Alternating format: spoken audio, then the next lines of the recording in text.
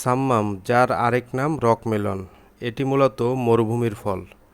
সাম্মাম গ্রীষ্মকালীন ফল। এই ফলটি খেতে খুবই মিষ্টি, সুস্বাদু ও সুগন্ধযুক্ত।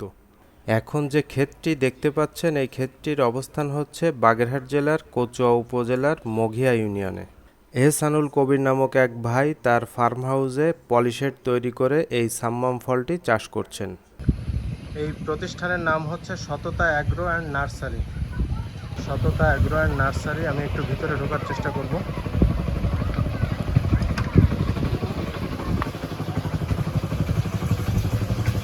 দেখেন, এখানে ড্রাগন ফল গাছ লাগানো হয়েছে।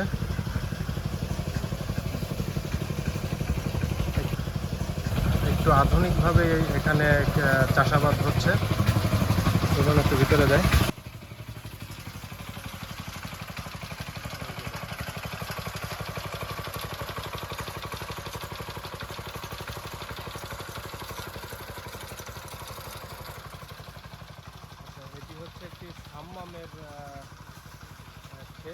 আচ্ছা, এই যে সাম্মাম গাছে আপনি কি প্রয়োগ করছেন? এটা হচ্ছে কুইক পটাশ, ফল মিষ্টি করার জন্য কাজ করে আর কি। আমরা যাতে ফলটা বেশি মিষ্টি হয়, এজন্য বেশি মিষ্টি হয় তার জন্য এটা দেওয়া হয়। আচ্ছা, এই বীজ আপনারা কোথা থেকে সংগ্রহ করেছেন?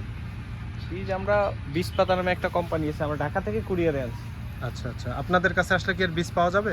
হ্যাঁ, আমরা দিতে পারবেন। আচ্ছা, এই প্রতিষ্ঠান কতদিন আগে থেকে এখানে গড়ে উঠেছে? এই পলিনেট হাউস এই প্রথম আর কি, 2-4 মাস হয়েছে পলিনেট হাউস। আপনার এর আগে তো এমনি সবজি ফসল ছিল। আচ্ছা, আপনার নামটা কি একটু জানতে পারি? আমার নাম হচ্ছে এহসানুল কবির, আর মঘিয়া ইউনিয়ন, কচুয়া বাগেরহাট।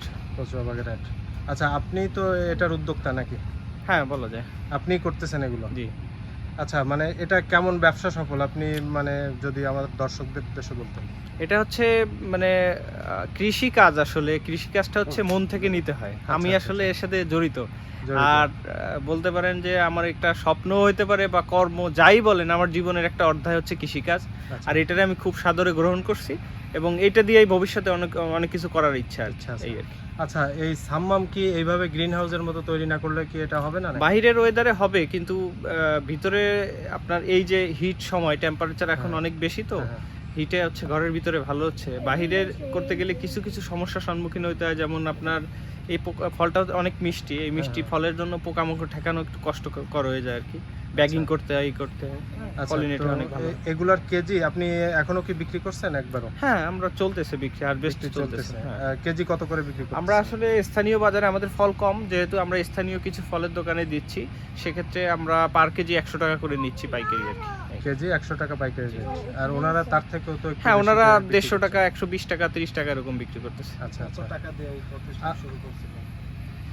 আমার আসলে এটা হচ্ছে ওইভাবে তো হিসাব নাই, আমরা শুরু করছি। আর এখানে বিভিন্ন সরকারি সংস্থার বা ইয়ার সহযোগিতা আছে। তো আমাদের ক্লাইমেট স্মার্ট প্রকল্প নামে একটা প্রকল্প আছে, তার থেকে আমাদের এই পলিনেট হাউস আসলে অর্থায়ন করা হয়েছে।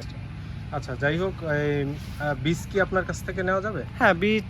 আর বিশেষ করে হচ্ছে আমাদের এই পলিনেট হাউসে সব ধরনের সবজি চারা পাওয়া যাবে। তো আমার এই বৃষ্টির শুরুতে সবজি চারা তৈরি করা শুরু করব, তো জায়গাটা অযথা পড়ে থাকবে কেন, এই জন্য কিছু সাম্মাম লাগানো হয়েছে। মূলত আমাদের ফোকাসটা হচ্ছে ওদিকে, টার্গেটটা হচ্ছে ওদিকে। সবজি চারা। সাম্মামের বীজ কত টাকা করে বিক্রি করেন? সাম্মামের বীজও পাওয়া যাবে, চারাও পাওয়া যাবে। চারা হচ্ছে কি হিসাবে বিক্রি করবেন? চারার পিস হচ্ছে 60 টাকা, আর আপনার 10 গ্রাম টাকা, অনলি 7 মাত্র 60 টাকা। হ্যাঁ, আর চারার হচ্ছে 10 গ্রাম বীজের দাম আমরা 2500 টাকা বিক্রি করি। 10 গ্রাম বীজের দাম 2500 টাকা। বীজ পাতার এটা আর কি। মানে এই চারা কি আপনার কাছে এখন আছে? না, এখন চারা নেই, যেহেতু মানে চারা নেই এই কারণে যে এখন লাগাইলে হবে না, বৃষ্টি শুরু হলে লাগাইলে পরে হবে, সেই সময় আবার চারা। বর্ষাকালে লাগাইলে সাম্মামটা ভালো হয় বাংলাদেশে। বর্ষাকালে আপনার কাছে আসলে পাওয়া যাবে? হ্যাঁ, ইনশাআল্লাহ। ঠিক আছে ভাই, তা ভালো থাকবেন। ওকে, অনেক অনেক শুভকামনা আপনার জন্য। ধন্যবাদ।